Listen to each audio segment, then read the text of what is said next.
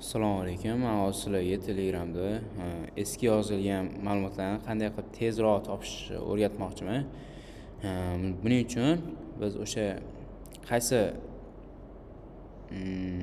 chatdaligini qaysi chatda bo'lsa o'sha xabarimiz, o'shanga kirib olishimiz kerak. Tepada keyin mana bu qidiruv ikonkasini bosganimizda mana bunaqa o'sha chatda ma'lumotni yozishimiz kerak bo'ladi. Misol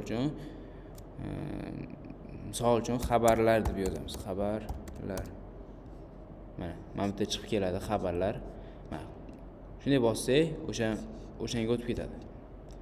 Keyin mana bu yerda qarab bossak, bitta orqaga qaytarmoqchi bo'lsangiz, mana bunisini bossangiz, orqaga qaytadi.